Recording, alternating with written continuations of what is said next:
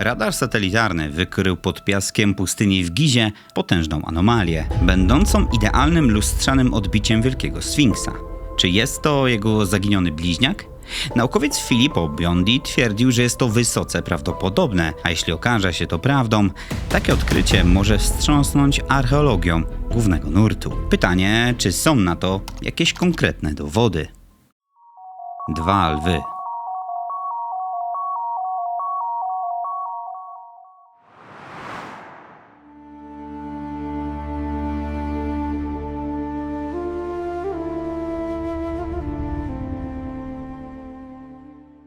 W egipskich wierzeniach słońce każdego dnia umiera na zachodzie, wędruje przez zaświaty i rodzi się na nowo na wschodzie.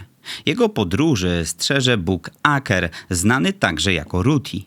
To jedno z najstarszych egipskich bóstw przedstawianych jako potężny lew o 2 głowach. To nie jest tylko metafora. W egipskiej księdze umarłych Aker jest ukazany jako 2 lwy odwrócone do siebie plecami. 2 głowy patrzące w przeciwne strony świata. Jedna pilnująca bramy wschodniej, a druga zachodniej. Sęk w tym, że ten strażnik zawsze występuje w parze. Kiedy więc stoisz na płaskowyżu Giza i patrzysz na Wielkiego Sfinksa, widzisz tylko jednego lwa, zwróconego w stronę wschodzącego słońca. Co jeśli lew, zwrócony ku wschodowi, jest tylko jednym elementem układanki? Czy gdzieś na płaskowyżu pod 1000 ton piasku wciąż ukrywa się drugi Sfinks? Taki, którego po prostu jeszcze nie odkryliśmy. Zanim jednak zaczniemy szukać drugiego posągu, warto przyjrzeć się temu, który już tam stoi. Starożytni Egipcjanie nie patrzyli na Sfinksa jak na zwykły pomnik postawiony dla ozdoby. Dla nich był żywym obrazem. Shesep-Ankh, bo jak się okazuje, słowo Sfinks, którego wszyscy dzisiaj używamy, wcale nie musi być pochodzenia egipskiego.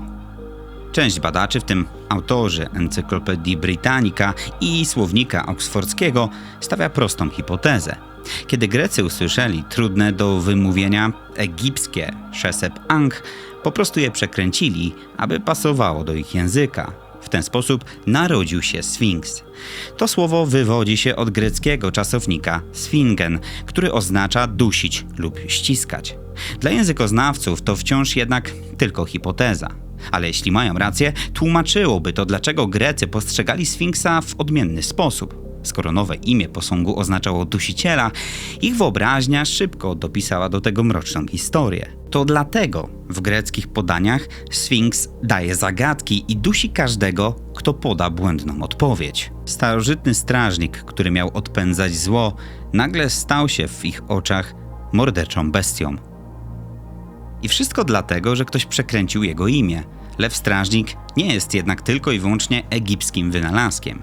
Indyjski epos Mahabharata opisuje stwora zwanego jako Purushamriga, pół człowieka, pół bestie. W przeciwieństwie do starogreckich interpretacji, hinduski odpowiednik Sfinksa nie jest bezlitosnym potworem, surowo karającym za błędy. Purushamriga robi dokładnie to, co pierwotnie robił egipski Shesep-Ankh. Badacz J.C. Harle ujął to tak. Indyjski Sfinks, znany jako Purushamriga, pełni funkcję strażnika świątyni. To po prostu istota, która stoi przy bramach południowo-indyjskich sanktuariów i odpędza zło, wchłaniając grzechy pielgrzymów. Czy to przypadek, że 2 niezwykle odległe od siebie cywilizacje wywodzące się z zupełnie różnych tradycji przypisały podobnej istocie tę samą funkcję strażnika pilnującego bramy? Ale zostawmy na razie Indię i wróćmy na egipski płaskowyż. Wielki Sfinks, którego dzisiaj znasz ze zdjęć, w niczym nie przypomina tego, co zobaczyli pierwsi nowożytni odkrywcy. Przez setki lat pustynia pożerała posąg. Z morza piasku wystawała wyłącznie gigantyczna, uszkodzona głowa. Cała reszta, potężny korpus i łapy leżały pogrzebane głęboko pod piaskiem, całkowicie ukryte przed światem.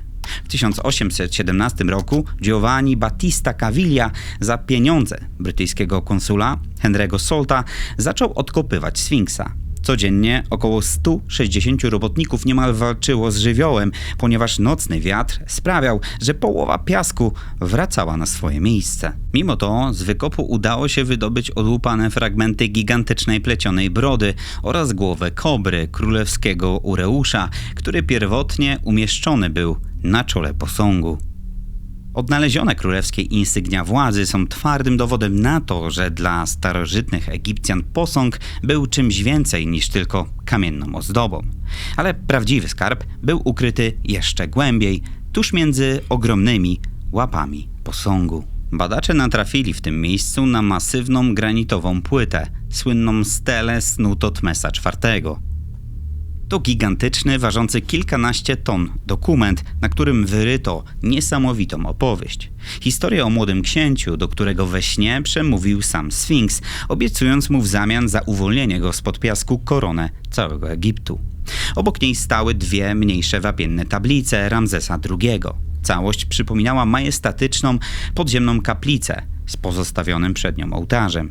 Kiedy badacze przyjrzeli się temu miejscu z bliska, odkryli na rogach ołtarza osmalone ślady, które były prawdopodobnie pozostałością po palonych tam kadzidłach i ofiarach. W szczelinach kamienia, z którego zbudowany jest Sfinks, odnaleziono drobne płatki czerwonej farby. A to oznacza, że posąg w czasach swojej świetności bił po oczach jaskrawą czerwienią. Tyle, że Sfinks swoje lata świetności ma już dawno za sobą, a jego dzisiejszy wizerunek został niezwykle zniekształcony poprzez liczne ingerencje, które miały zapobiec jego całkowitej degradacji. Rzymianie około 30 roku przed naszą erą musieli obłożyć go drobnymi bloczkami, żeby zatrzymać rozpad wywołany przez sól. Bez tej interwencji kamień kruszyłby się i odpryskiwał płatek po płatku. Potem przyszły zniszczenia. XV-wieczny arabski historyk Al-Makirizi przypisywał utratę nosa Sfinksa religijnemu fanatykowi, który miał uszkodzić posąg na długo przed tym, zanim do Egiptu dotarły wojska Napoleona. Z kolei w 1925 roku francuski egiptolog Émile Baraïse usunął antyczne rzymskie schody, obłożył łapy nowym wapieniem, a pęknięcia w głowie po prostu zalał betonem. To dlatego łapy Sfinksa tak bardzo przypominają grube, załatane rękawice. Kiedy więc dziś na niego spojrzysz, nie zobaczysz jego oryginalnej wersji sprzed tysięcy lat. Dlatego część badaczy, zamiast patrzeć na załatane łapy i poprawioną twarz, postanowiła spojrzeć głębiej, na surowy kamień ukryty pod warstwą rozmaitych poprawek. I właśnie tam pojawia się kontrowersja, bo skała nosi na sobie ślady żywiołu, którego nikt nie spodziewałby się na pustyni. Woda.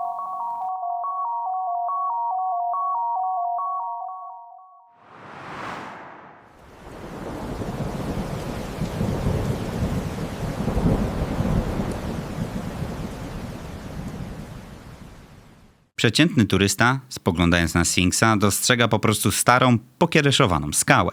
Tylko wprawne oko zauważy detale, które mogą diametralnie zmienić spojrzenie na ten starożytny posąg.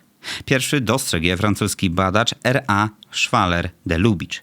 Jego zapiski zainspirowały Johna Antonego Westa, pisarza z zamiłowaniem do starożytnego Egiptu, do postawienia odważnej tezy. Głowa Sfinksa jest za mała i zniszczona w inny sposób niż reszta jego sylwetki. Chcąc zweryfikować swoje twierdzenia, West zaprosił do współpracy geologa Roberta Shocka. Miał on ustalić, czy korpus Sfinksa rzeczywiście erodował w innym tempie niż jego twarz. Bo jeśli tak było, to głowa i reszta ciała nie mogły powstać w tym samym czasie. Spójrz na twarz Sfinksa. Mimo że jest mocno uszkodzona i pozbawiona nosa, wciąż bez trudu rozpoznasz w niej kontur oczu, gładką linię policzka i wyrazisty kształt ust.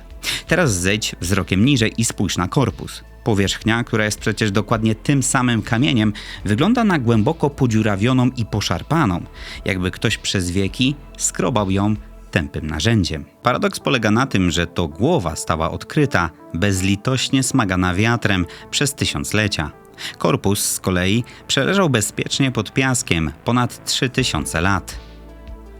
Jeśli założymy, że cały posąg ma około 4,5 tysiąca lat, mogło to by oznaczać, że jego ciało spędziło w ukryciu prawie 70% swojego istnienia. Rachunek jest więc prosty. To, co było zakryte, powinno niszczeć znacznie wolniej niż to, co zostało wystawione na pastwę żywiołu. Właśnie dlatego West postawił twardą tezę. Skoro odkryta głowa zachowała się lepiej niż zasypany przez piasek korpus, to może to oznaczać, że piasek nie jest odpowiedzialny za te zniszczenia. Winowajca był inny. To musiało być coś, co działało z ogromną siłą, zanim w ogóle pustynia zdążyła zasypać posąg po samą szyję. W 1984 roku geolog K. Lal Gauri szczegółowo przeanalizował Sfinksa i udowodnił, że ten gigantyczny posąg składa się z 3 odrębnych warstw wapienia. Głowa jest wycięta z najtwardszej skały na całym płaskowyżu. To dlatego do dziś zachowała tak ostre i wyraźne rysy. Schodząc niżej trafiamy na bardzo miękką i podatną na uszkodzenia warstwę środkową, z której wycięto potężny korpus. Na samym dole, u podstawy posągu, gdzie spoczywają łapy lwa, skała ponownie staje się twarda i zbita. 3 warstwy starzejące się w 3 zupełnie różnych tempach. Nie ma w tym żadnej magii, to standardowa geologia, ale prawdziwe odkrycie miało dopiero nadejść. W 1987 roku para badaczy MMLRF oraz Eglai Refai wzięła pod lupę klatkę piersiową Sfinksa i ściany wykopu. Szukali zjawiska, które naukowo nazywa się paleokrasem. Co to właściwie oznacza? Kras to specyficzne tunele i pęknięcia, które powstają, gdy woda przez lata dosłownie kropla po kropli rozpuszcza kamień od środka. A przedrostek paleo oznacza, że działo się to w zamierzchłej epoce. To, co odkryli na ciele lwa, nie pozostawiało wątpliwości. Wewnątrz miękkiej skały namierzyli całą sieć pionowych szczelin, a w ich środku znajdował się czerwony pył, mieszanka tlenków żelaza i manganu. Taki specyficzny osad gromadzi się wyłącznie tam, gdzie przez tysiąclecia nieustannie przesącza się woda. Co najważniejsze, woda ta musiała wydrążyć te kanały na długo przed tym, zanim ktokolwiek wpadł na pomysł wyrzeźbienia tam posągu lwa. Dla oficjalnej egiptologii sprawa była zamknięta i wtedy do gry wchodzi Robert Schoch, który patrząc później na te same ściany opisał, że są pokryte falistymi, płynnymi wyżłobieniami, charakterystycznymi dla wody spływającej po skale. W 1991 roku Schoch i geofizyk Tomasz Dobecki zjawili się w Egipcie, żeby raz na zawsze ustalić, jak głęboko sięgają pęknięcia w skale wokół Sfinksa. Zamiast snuć kolejne akademickie domysły, po prostu wzięli się do roboty. Rozstawili swoją aparaturę bezpośrednio w zagłębieniu, w którym spoczywa posąg. Wokół łap Sfinksa w 4 równych liniach wbili w piasek 24 geofony, miniaturowe czujniki drgań. Następnie, krok po kroku, uderzali 5-kilogramowym młotem w stalową płytę. Po każdym takim uderzeniu rejestrowali, jak fala sejsmiczna rozchodzi się w głąb skały i wraca na powierzchnię z informacją o tym, jak mocno naruszona jest jej struktura. Kiedy otrzymali wyniki, zapadła cisza. Fale przyniosły odpowiedź, która zburzyła dotychczasowy porządek. Podziemna erozja sięgała znacznie głębiej i była o wiele bardziej nieregularna niż zakładała to oficjalna egiptologia. Dla Westa i Schocha zapis z aparatury był mocnym argumentem. Zniszczenia w skale wyglądały tak, jakby wyżłobiły je potężne strugi spływającej z góry wody, a nie pustynny wiatr. Tylko w jaki sposób ulewy miałyby dokonać takich zniszczeń w miejscu, w którym praktycznie nie pada? Na początku lat 90. Robert Schoch ogłosił na zjeździe Geological Society of America wprost: ślady wody dowodzą, że Sfinks mógł powstać co najmniej 5000 lat przed naszą erą, kilka tysiącleci przed Hefrenem, faraonem, któremu egiptolodzy przypisują budowę Sfinksa. Zwróć uwagę na tę liczbę. Kilka tysiącleci przed Hefrenem to nie jest drobna korekta w podręczniku. To całkowicie inny rozdział w historii człowieka. Hipoteza Roberta Schocha cofa nas do potężnych ulew u schyłku epoki lodowcowej między XV a X tysiącleciem przed naszą erą.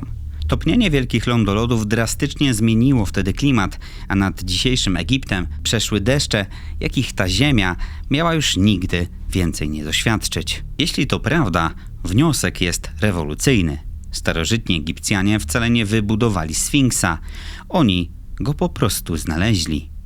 Zastali w piasku zniszczoną ruinę po kimś o wiele starszym. Ruinę, która przeleżała w ukryciu całe tysiąclecia, zanim ktokolwiek wykuł na niej imię faraona.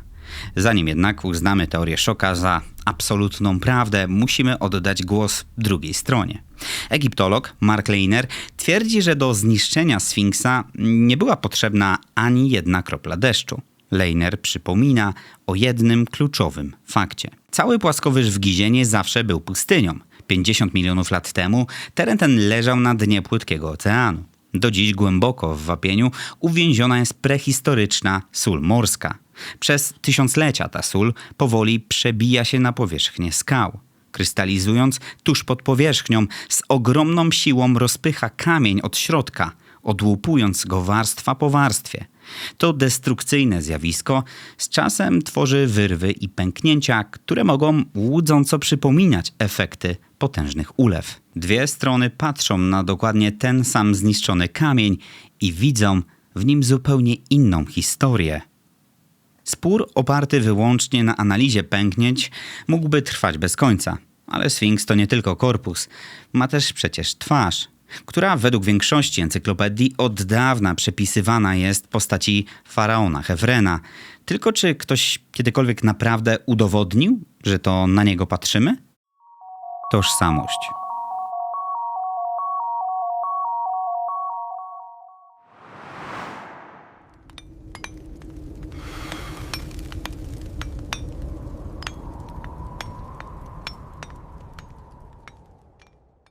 W 1993 roku John Anthony West ściąga do pomocy nowojorskiego eksperta od portretów pamięciowych. Porucznik Frank Domingo pracuje w wydziale, który na co dzień tworzy wizerunki podejrzanych, bazując na opisach świadków. West kładzie przed nim dwa zdjęcia. Twarz Sfinksa i twarz posągu faraona Chefrena. Domingo robi dokładnie to, co z każdą inną sprawą, nad którą pracuje. Nakłada gęstą siatkę punktów pomiarowych na obie fotografie. Mierzy kąt nachylenia czoła, szerokości kości policzkowych, proporcje między okiem a linią szczęki oraz odległość od nasady nosa do brody.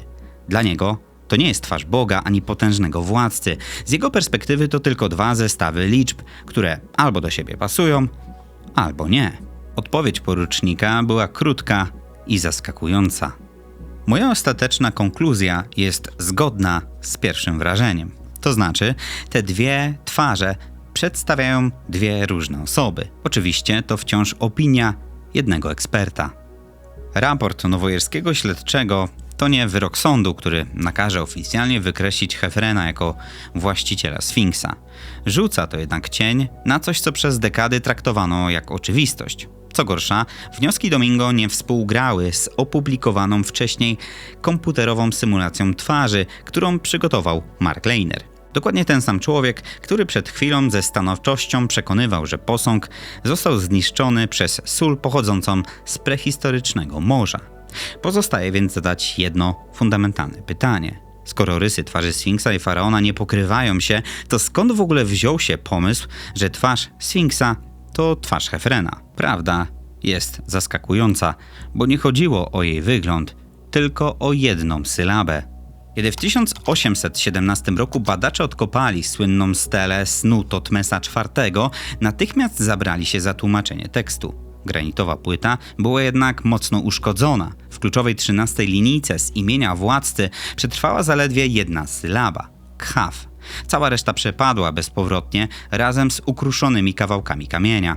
I właśnie wtedy angielski uczony Thomas Young pozwolił sobie na pewne przypuszczenie. Spojrzał na urwany tekst i po prostu odręcznie dopisał do niego brakującą resztę. Uznał, że po Khaf musiało znajdować się re, Khafre, czyli krótko mówiąc Chefren. Od tamtej chwili ta jedna, dopisana odręcznie sylaba stała się fundamentem, na którym zbudowano całą tożsamość Sfinksa. Imię Chefrena nie zostało odczytane, tylko dopowiedziane, ale nawet jeśli wykreślimy Chefrena z tego równania, jedno pozostaje bezsporne. Lew był symbolem absolutnej władzy na długo przed nim. Faraon Acha, jeden z najwcześniejszych władców pierwszej dynastii, był łączony z symbolem lwa już około 3000 lat przed naszą erą. Przy jego kompleksie grobowym w Abydos odnaleziono nie tylko ofiary z ludzi, ale także szczątki młodych lwów. W egipskiej wyobraźni lew od samego początku funkcjonował jako narzędzie królewskiej kontroli. kształt, który miał budzić w poddanych strach, a nie sympatię. Specjaliści zajmujący się rekonstrukcjami historycznymi, Rick i Laura Brown, postanowili to policzyć. Sprawdzili, ile pracy potrzeba, aby wykuć tak majestatyczną budowlę za pomocą prostych narzędzi, takich jak miedziane dłuta czy kamienne młoty. I okazało się, że potrzeba na to około 1 000 000 roboczogodzin. Setka rzeźbiarzy i odlewników musiałaby pracować przez 3 lata bez przerwy, bez żadnych dni wolnych, nie popełniając przy tym żadnego błędu. A ponieważ miedziane dłuta tępiły się lub pękały zaledwie po kilkunastu uderzeniach o wapień na piasku tuż przy posągu, musiał nieustannie działać prowizoryczny warsztat. Robotnicy musieli na bieżąco przetapiać w nim zniszczone groty i odlewać nowe. Budowa Sfinksa nie mogła być więc nagłym kaprysem jednego władcy w przypływie natchnienia. To była zorganizowana, pracująca bez przerwy fabryka. Fabryka, która, jeśli wierzyć Shockowi, nie postawiła posągu od zera, tylko go przerobiła. W książce Forgotten Civilization Shock zwraca uwagę, że wzór zniszczeń na głowie i na korpusie Sfinksa jest kompletnie inny, tak jakby oba elementy przeżyły zupełnie różną historię. Dlatego Shock uważa, że posąg powstał na długo przed panowaniem faraonów jako lew albo coś innego, a uszkodzona przez wieki głowa została przekuta na wizerunek władcy. To wciąż tylko hipoteza, ale gdyby trzymała się kupy, tłumaczyłaby jedną rzecz, którą każdy widzi na pierwszy rzut oka i nikt nie umie tego sensownie wyjaśnić. Dlaczego głowa Sfinksa jest karykaturalnie mała w stosunku do jego tułowia? A co jeśli badacze, szukając odpowiedzi na nurtujące ich pytania, przez cały ten czas patrzą na Sfinksa w nieodpowiedni sposób? Pustka.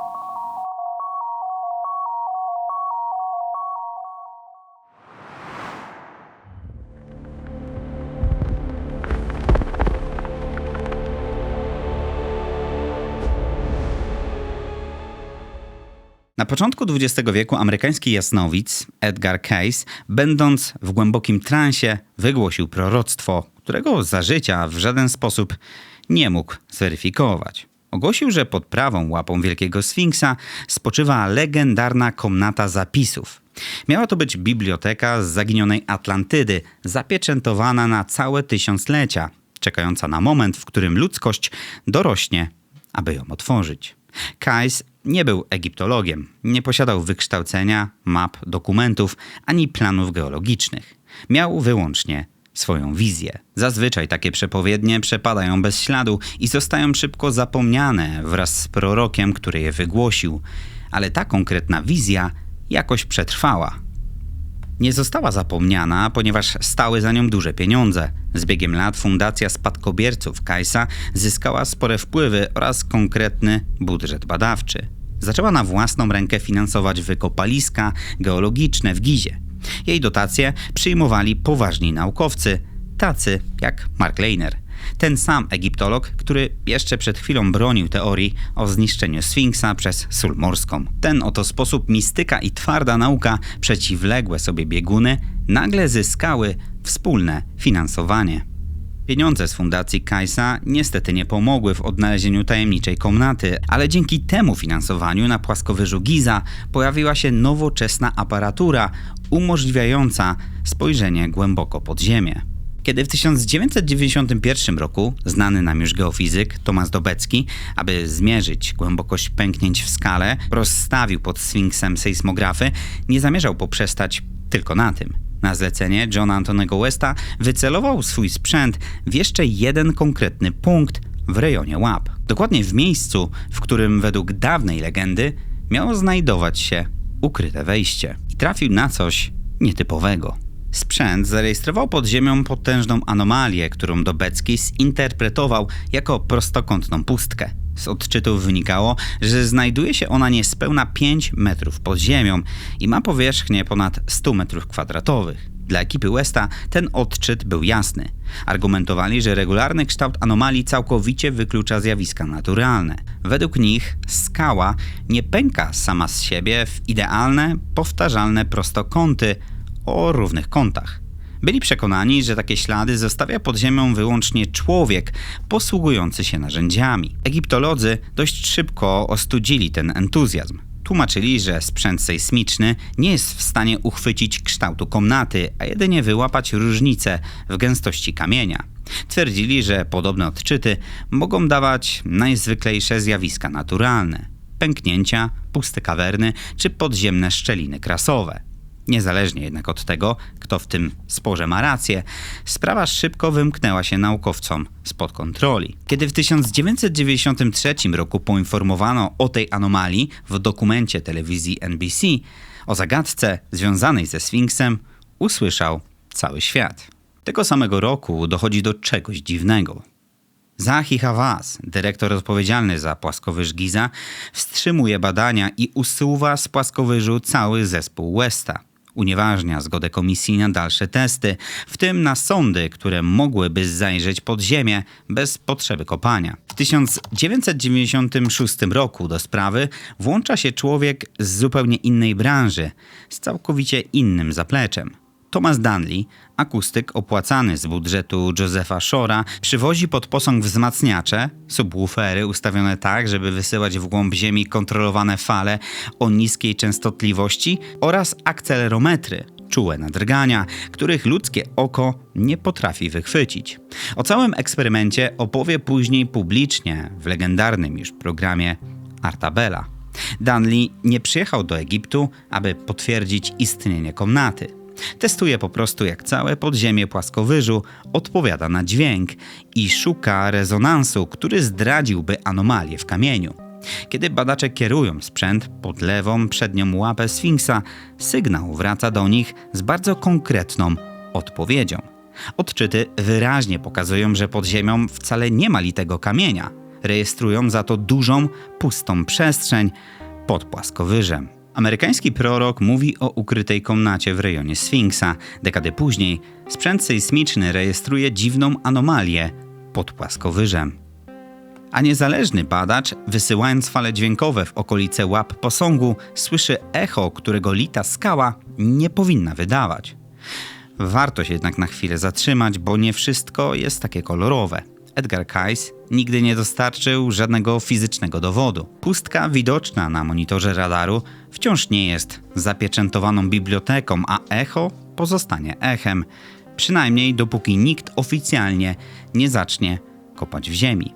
Wszystko to może być więc jedynie niezwykłym zbiegiem okoliczności. Biorąc pod uwagę to wszystko, należy zadać pytanie. Bo jeśli tysiące lat przed faraonami istniała zaawansowana cywilizacja, to gdzie są jakiekolwiek ślady po jej istnieniu? Rachunek.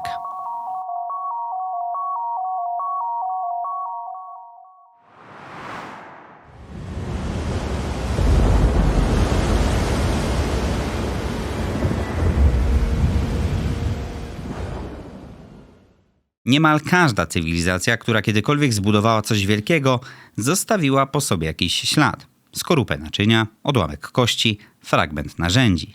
Jeśli zwolennicy teorii o starszym Sfinksie mają rację, to tysiące lat przed faraonami, gdzieś obok posągu, musiało tętnić życie. Setki rzeźbiarzy, odlewników i tragarzy, którzy musieli gdzieś jeść, spać, chorować, zakładać rodziny i umierać. To przypuszczenie nie jest naciągane, to zwykła logika prowadzenia tak rozległych prac. Ludzie, którzy przez całe lata żyją w jednym miejscu, nie rozpłyną się w powietrzu. Zawsze zostawiają po sobie jakiś ślad.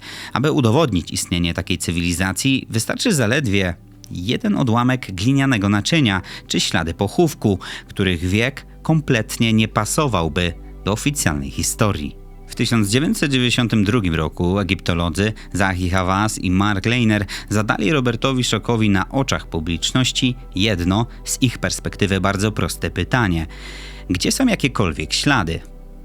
Shock nie miał na to dobrej odpowiedzi, bo pytanie wcale nie było takie proste. Dotychczas w całym Egipcie nie odnaleziono ani jednego artefaktu, który potwierdzałby istnienie zaawansowanej, zapomnianej cywilizacji. Rok później ten sam człowiek, który zadał to pytanie, Zahi Hawass, unieważnił zgodę na użycie endoskopów na terenie płaskowyżu, które być może umożliwiłyby odpowiedź na zadane Shockowi pytanie. Nawet ekspertyza porucznika nowojorskiej policji Franka Domingo udowodniła jedynie, że tożsamość twarzy Sfinksa to wciąż wielka niewiadoma.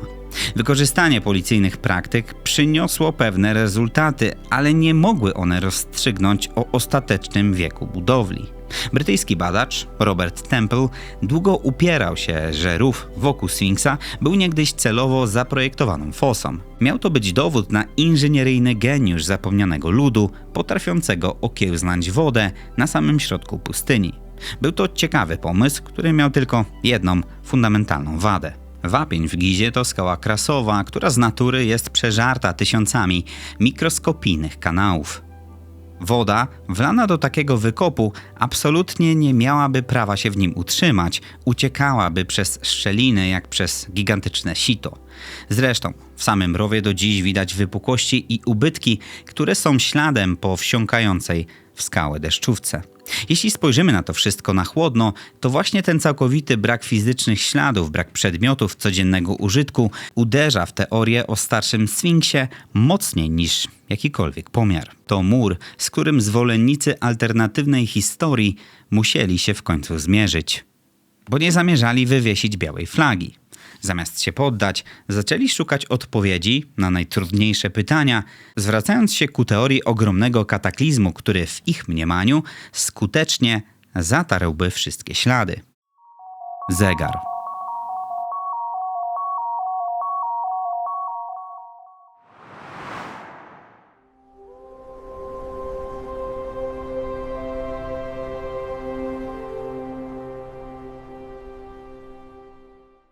Drugiego marca 2025 roku grupa fizyków zeszła w głąb piramidy Hefrena. Ta data wcale nie była przypadkowa, ponieważ była to dokładnie 207. rocznica odkrycia tej komory przez włoskiego badacza Giovanniego Berzoniego. Tym razem badacze nie szukali ukrytego skarbu, szukali dziur w ścianie i faktycznie je znaleźli. Równe, okrągłe otwory o średnicy 7 cm, prowadzące do wnęki, którą ktoś szczelnie zamurował, różowym granitem, surowcem znacznie twardszym i droższym niż tani wapień, którym wyłożono dno komory. W końcu pojawił się jakiś solidny trop. Precyzyjnie zmierzona i sfotografowana anomalia, której kształt mógł wskazywać albo na starożytny szyb, albo na coś, co blokuje dostępu do miejsca położonego znacznie głębiej. Co roku miliony turystów mijają tę ścianę, zupełnie nie zdając sobie sprawy, że skrywa ona w sobie nierozwiązaną zagadkę. Zamurowana wnęka to niepodważalny fakt i zarazem najlepszy dowód na to, że płaskowyż wciąż kryje przed nami sekrety. Nic więc dziwnego, że niektórzy badacze postanowili wyjść poza ramy szkolnych podręczników, zadając odważne, często kontrowersyjne pytania. Badacz Graham Hancock, opierając się na badaniach Roberta Bauvala, wpisał współrzędne płaskowyżu Giza do programu astronomicznego, który potrafi odtworzyć układ gwiazd z każdego momentu w historii. Hancocka interesował jeden konkretny okres – 10 500 lat przed naszą erą. To, co pokazał program, było intrygujące. Gdybyś stał wtedy na płaskowyżu Giza, zobaczyłbyś, że słońce wschodzi idealnie na tle gwiazdozbioru Lwa, unosząc się prosto przed twarzą Sfinksa. Wyglądało to tak, jakby ten wielki pomnik był po prostu potężnym kamiennym celownikiem, zbudowanym tylko po to, żeby wpatrywać się w ten jeden konkretny moment na niebie. Te ustalenia działają na wyobraźnię. Po tym odkryciu niektórzy badacze zaczęli postrzegać Sfinksa jak astronomiczny zegar. Na tym sprawa wcale się nie zakończyła. W ramach projektu SAR-CAFR Project Armando May, ten sam badacz, który brał udział w odkryciu granitowej wnęki, postanowił przeliczyć układ całego płaskowyżu od nowa. Nie ograniczył się jednak tylko do 3 wielkich piramid. Wziął pod uwagę cały system architektoniczny płaskowyżu, łącznie ze strefami świątynnymi rozciągniętymi na osi wschód-zachód. Wynik zaprowadził go do mitycznej ery Zep-Tepi, aż 36 400 lat przed naszą erą. To miał być czas, kiedy świat wyłonił się z chaosu, a bogowie osobiście panowali nad Doliną Nilu. Nie będę cię czarował i z miejsca powiem, że ta liczba uchodzi za trudną do zaakceptowania nawet w środowisku osób otwartych na alternatywne teorie. Ale to nie koniec nietypowych teorii. Kontrowersyjny włoski badacz Corrado Malanga podczas konferencji w 2026 roku zwrócił uwagę na grubą skorupę morskiej soli, którą do dziś można dosłownie zdrapywać kilogramami ze stromych przejść wewnątrz Wielkiej Piramidy. Według niego cały płaskowyż w Gizie znajdował się kiedyś pod wodą. Został zalany podczas globalnego potopu w 13 tysiącleciu przed naszą erą. Kiedy spojrzysz dziś na piramidę Cheferena, od razu rzuci ci się w oczy jej wierzchołek, wciąż pokryty oryginalną, gładką okładziną. Według Malangi potop zalał płaskowyż dokładnie do tej granicy. Szczyt ocalał tylko dlatego, że piramida stoi na wzniesieniu o 10 metrów wyższym niż sąsiadujące z nią budowle. Wszystkie niższe partie zostały uderzone przez wielką falę, która zdarła zewnętrzne warstwy budowli. I to właśnie zalanie płaskowyżu staje się dla niego wytłumaczeniem, dlaczego zniszczony kamień na dole wygląda dziś zupełnie inaczej niż ten na samej górze. To detal, na który każdy przewodnik chętnie zwraca uwagę turystów, choć żaden z nich nigdy nie łączy go z globalnym potopem. Według teorii Malangi żywioł zostawił ślad po sobie nie tylko na zewnątrz piramidy.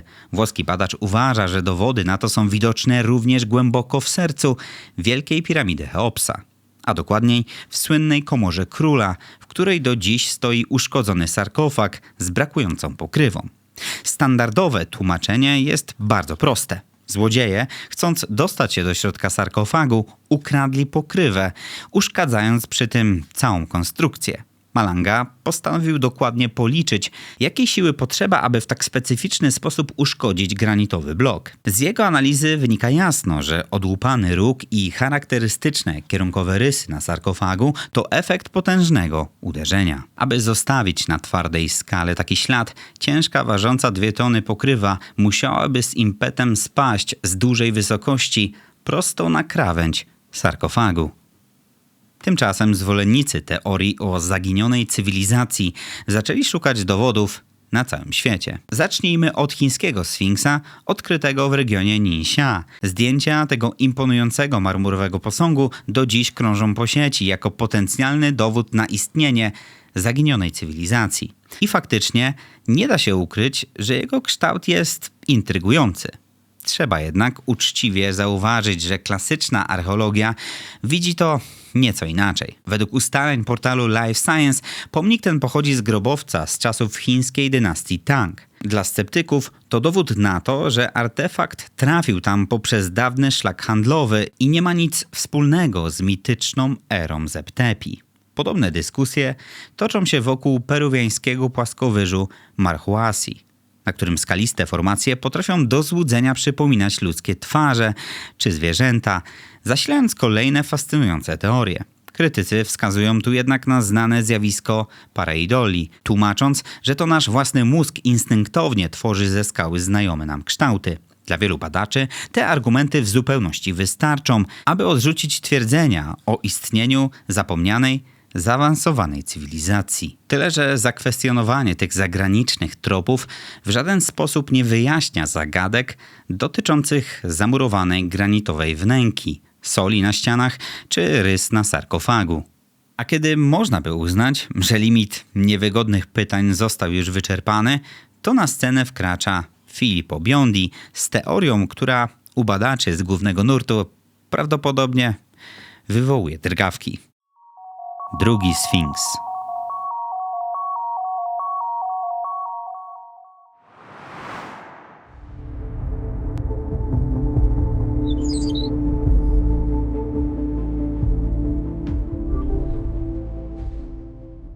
Mamy około 80% pewności. To niezwykle wysoki wynik. Włoski badacz Filippo Biondi wypowiedział te słowa w marcu 2026 roku, goszcząc w podcaście Matta Billa. Jego słowa dotyczyły konkretnego punktu na mapie płaskowyżu Giza. Po jego zachodniej stronie wznosi się duży 55-metrowy kopiec z skamieniałego piasku. Ludzie od pokoleń mijają go z obojętnością, zakładając, że to zwykłe wzniesienie. Jednak Biondi nie uważa, że jest to dzieło natury, tylko szczelna, utwardzona kopuła, która wcale nie jest zbudowana ze skały. Jej jedynym celem ma być osłanianie ogromnej, pustej przestrzeni. Co znajduje się pod tą osłoną?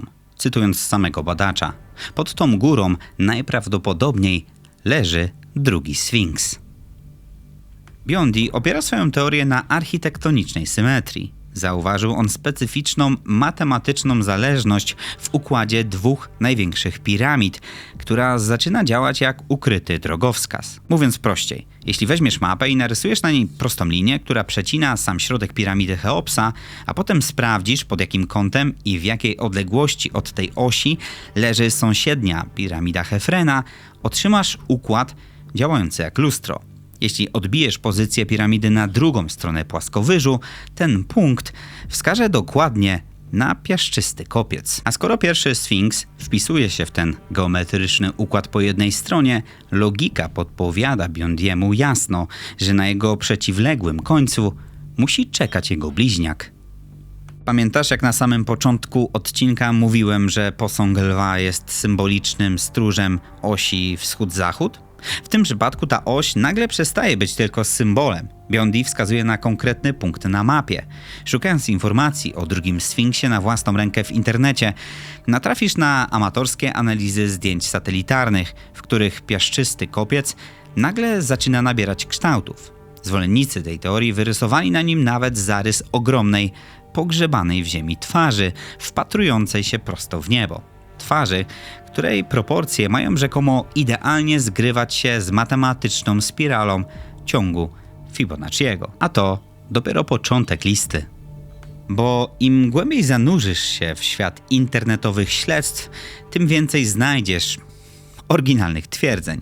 Przeczytasz, że podziemny bliźniak Sfinksa zachował coś, czego od wieków brakuje oryginalnemu posągowi. Wciąż ma na czole nietkniętą królewską kobrę. W sieci krążą całe schematy pokazujące precyzyjny układ warg, które zostały odłamane w trakcie rzekomej starożytnej katastrofy.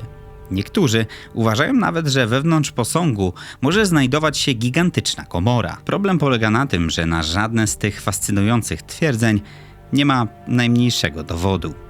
Dlatego warto oddzielić te najbardziej kontrowersyjne teorie grubą kreską i wrócić do samego Filippo Biondiego. Włoski badacz był świadomy, że sama matematyka może być jedynie drogowskazem. Aby więc udowodnić, że zwykła góra piasku faktycznie skrywa w sobie sekret, musiał zajrzeć pod ziemię. W sierpniu 2022 roku pojawiła się praca naukowa opisująca metodę zwaną tomografią doplerowską. W dużym skrócie, ta metoda wykorzystuje radar satelitarny, który potrafi z niezwykłą precyzją skanować powierzchnię naszej planety prosto z kosmosu. Ziemia nigdy nie jest w pełni nieruchoma. Drży bez przerwy. Fale oceanów uderzające o brzegi, wiatr, mikroskopijne trzęsienia ziemi – to wszystko wywołuje ciągłe, niewidoczne dla ludzkiego oka wibracje. I właśnie to zjawisko wykorzystuje satelita.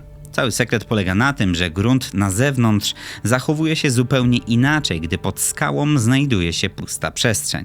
Ziemia drży w inny sposób i na tej podstawie badacze potrafią wyliczyć, czy gdzieś głęboko pod ziemią ukryte są puste komory. To właśnie na tej zaawansowanej technologii miał oprzeć się Biondi. I to podczas podcastu u Matta Billa ujawnił, że kosmiczny radar namierzył w piaszczystym wzgórzu coś więcej niż tylko pustą przestrzeń. Według niego na odczytach pojawiły się 3 pionowe szyby. Ich ułożenie wcale nie jest przypadkowe. To niemal lustrzane odbicie 3 znanych i doskonale zbadanych szybów, które znajdują się wokół oryginalnego Sfinksa. Dla Biondiego te 3 pionowe struktury to konkretny dowód. A jeśli uznasz, że te komnaty rzeczywiście są prawdziwe, pojawia się pytanie, co jeszcze może skrywać grunt pod płaskowyżem Giza? Odpowiedzi na to pytanie nie zawahał się udzielić kontrowersyjny Corrado Malanga. 21 czerwca 2026 roku w trakcie konferencji Giza La Città Nascosta a to Finale wysunął niezwykle śmiałą hipotezę, w której nie mówił już o pojedynczym pomieszczeniu czy o jednym pogrzebanym pomniku, tylko o całym ogromnym podziemnym mieście. Na płaskowyżu Giza archeolodzy w wapiennym gruncie odnaleźli wykute pionowe otwory biegnące głęboko pod ziemią. Z punktu widzenia klasycznej egiptologii są to po prostu bardzo nietypowe, wielopoziomowe grobowce, które starożytni budowali w formie głębokich studni. Corrado Malanga widzi to jednak zupełnie inaczej. Dla niego te wywiercone w skale pionowe tunele to element znacznie większej układanki. Z jego ustaleń wynika, że niektóre z tych szybów osiągają gigantyczną głębokość, nawet 80 metrów. Kiedy badał te otwory na własną rękę, zrzucał w dół kamienie i nasłuchiwał uderzenia o dno. Sęk w tym, że ta cisza trwała według niego nienaturalnie długo. Dla Malangi po takim tekście wniosek jest tylko jeden. W tych czarnych czeluściach doszukuje się pozostałości po zaginionej infrastrukturze. Wyobraża on sobie wielopiętrowe struktury, pomiędzy którymi kursowały windy. Badacz zwraca uwagę na samą budowę szybów, wskazuje na precyzyjnie wykute pionowe bruzdy w ścianach, które jego zdaniem pełniły funkcję prowadnic. Oprócz tego sugeruje istnienie głębokich geometrycznych wnęk wyciętych w wapieniu, idealnie stworzonych pod masywne przeciwciężary, stabilizujące cały mechanizm napędzający windy. Według jego teorii to wszystko zostało zaplanowane z precyzją, jakiej oczekiwalibyśmy po nowoczesnym szybie towarowym. Z tą różnicą, że na płaskowyżu Giza został wycięty w twardej skale tysiące lat przed zbudowaniem pierwszej windy. W 2026 roku sieć zalała fala zrzutów ekranu. Użytkownicy masowo prosili różne modele językowe, takie jak Grok czy Gemini, o analizę odczytów z radaru Biondiego. Wyniki krążące po internecie były skrajnie różne, ale wszystkie na pierwszy rzut oka dawały intrygujące odpowiedzi. Na jednym screenie sztuczna inteligencja dawała 94% szans na ukryty pod ziemią pomnik. Na innym 98%. Jeszcze inny model wręcz dostrzegał w szumach z radaru męską twarz. Sęk w tym, że wszystkie te liczby są mało wiarygodne.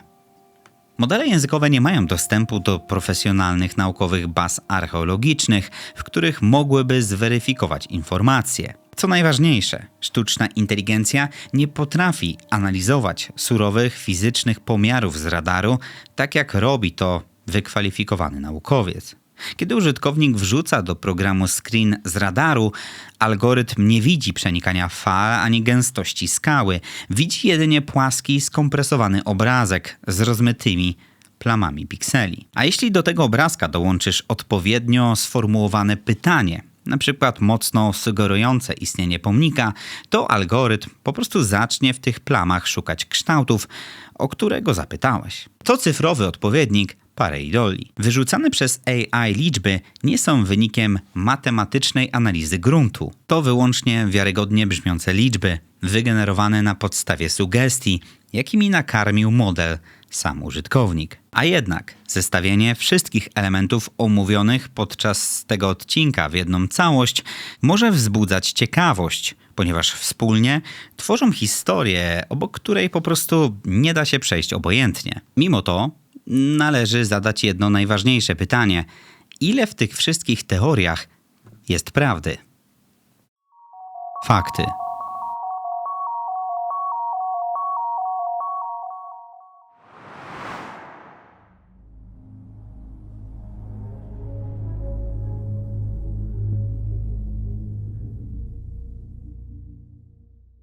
Od eksperymentu przeprowadzonego przez Roberta Shocka w 1991 roku do niezwykłych twierdzeń Filippo Biondiego w 2026 minęło 35 lat i przez ten okres nikt nawet nie pokusił się, żeby zweryfikować ich rzekome odkrycia.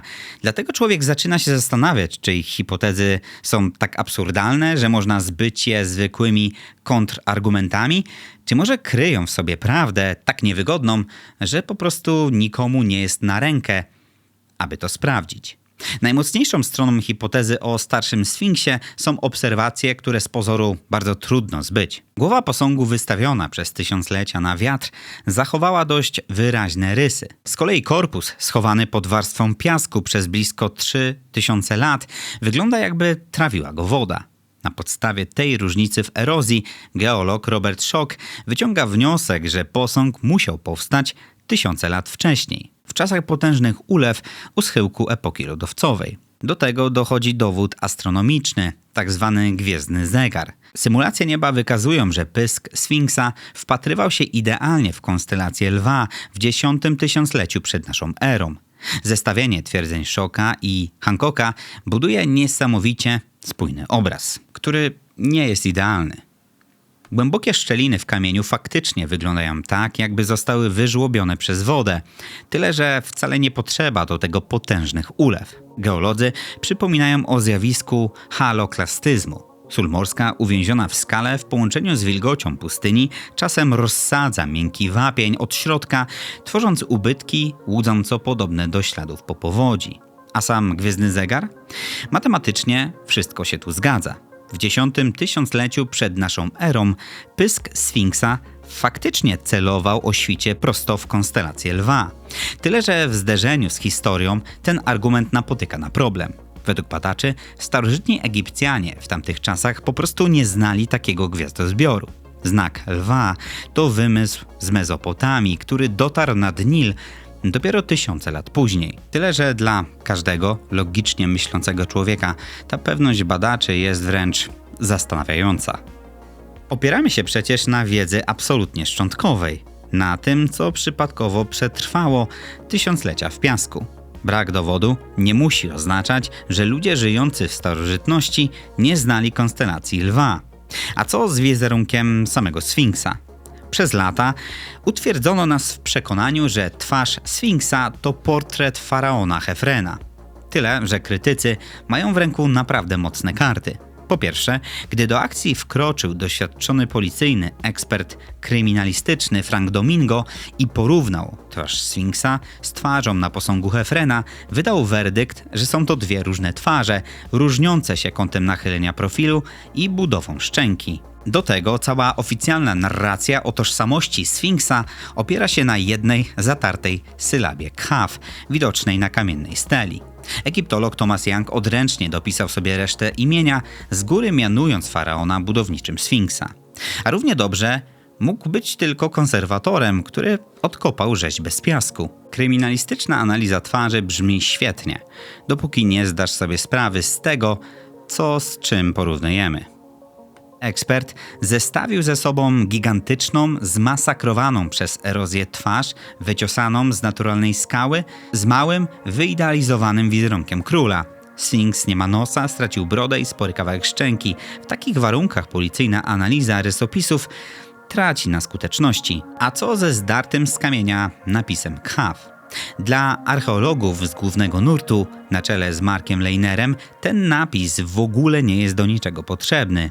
O tym, kto zbudował posąg, świadczy sama architektura. Sfinks leży dokładnie wewnątrz kompleksu grobowego Hefrena. Co więcej, stojąca obok świątynia Sfinksa zbudowana jest z tych samych bloków wapienia, które wycięto z ziemi dookoła posągu podczas wykuwania jego korpusu. Skoro rzeźba i świątynia powstały z tych samych kamieni, a wszystko jest na stałe zrośnięte z drogą procesyjną piramidy Hefrena, to dla świata nauki tożsamość budowniczego pozostaje tematem zamkniętym. Teoria o wielkim globalnym potopie jest niesamowicie atrakcyjna. Włoski badacz Corrado Malanga patrzy na płaskowyż i widzi na nim ślady biblijnego potopu. Jego argumenty opierają się na faktach, bo skorupa morskiej soli odkryta wewnątrz Wielkiej Piramidy jest w 100% prawdziwa. Po drugie, uszkodzony granitowy sarkofag w komorze króla to również fizyczny konkret. Włoch dopatruje się w tych zniszczeniach śladu uderzenia gigantycznej fali, która zalała piramidę i z potężnym impetem zrzuciła dwutonową pokrywę grobowca, uszkadzając jego krawędź. Oficjalna nauka uważa jednak inaczej. Obecność morskiej soli to fakt, ale jej źródłem wcale nie był globalny kataklizm. Wapienne bloki, z których zbudowane są piramidy, powstały po prostu na dnie prehistorycznego oceanu. Kamień jest przesiąknięty solą od milionów lat i pod wpływem naturalnej wilgoci po prostu ją uwalnia. Z kolei zniszczony sarkofag to nie dzieło potężnego tsunami, lecz ślad po starożytnych rabusiach. Złodzieje musieli użyć łomów i ognia, żeby wyłamać zamkniętą pokrywę. Zamiast gniewu natury mamy tu więc raczej do czynienia z ludzką chciwością. Badania włoskiego inżyniera Filippo Biondiego przy wykorzystaniu tzw. tomografii doplerowskiej są jak najbardziej prawdziwe. Satelitarny radar wyłapuje mikrodrgania gruntu, które są inne, gdy pod ziemią znajduje się pustka.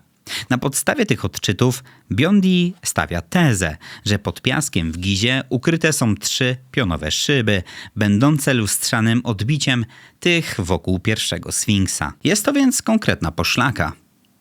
Metoda wykorzystywana przez Biondiego ma udokumentowane zastosowania. Przy pomocy swoich algorytmów prześwietlał już struktury pod Wezuwiuszem, wskazując komorę magmową i główne kanały wulkaniczne. A w przypadku Tamy w Mosulu współtworzył analizę jej destabilizacji na podstawie mikrodrgań. Jeśli ta sama zasada działałaby w Gizie, oznaczałoby to, że można zajrzeć pod ziemię bez fizycznego przebijania się przez gęsty kamień. A co na ten temat mówi naukowy mainstream? No więc środowisko akademickie podchodzi do tych rewelacji z ogromnym dystansem. Naukowcy z egiptologiem Zahim Hawasem na czele nie podważają skuteczności algorytmów Biondiego analizujących zaporę, ale tłumaczą, że Giza to naturalny płaskowyż pełen geologicznych uskoków. Główny zarzut wobec Biondiego jest taki, że nadinterpretuje odczyty z drgań, biorąc zwykłe podziemne pęknięcia wapienia za szyby i komnaty zbudowane ludzką ręką. Z kolei znany geofizyk Lawrence Conyers, który osobiście recenzował wcześniejsze prace Biondiego, przyznaje, że metoda analizy mikrodrgań jest innowacyjna, ale ma swoje ograniczenia. Algorytm potrafi świetnie zdiagnozować ruch blisko powierzchni, ale nie jest w stanie narysować w 3 wymiarach ogromnej budowli, jaką miał być drugi Sfinks, ukryty kilkadziesiąt metrów pod ziemią. Dla jednych Sfinks nadal pozostaje nierozwiązaną zagadką, dla drugich jest imponującym monumentem, którego większość sekretów została już odkryta. Kto ma ostatecznie rację? Czy patrzymy na wielki pomnik zbudowany przez faraona Hefrena? A może to ślad po zapomnianej cywilizacji, która przetrwała globalny potop? Daj znać w komentarzu, po której stronie się znajdujesz. Chciałbym podziękować Wam za subskrybowanie, lajkowanie oraz komentowanie moich filmów. Szczególne podziękowania dla osób wspierających. Wielkie dzięki.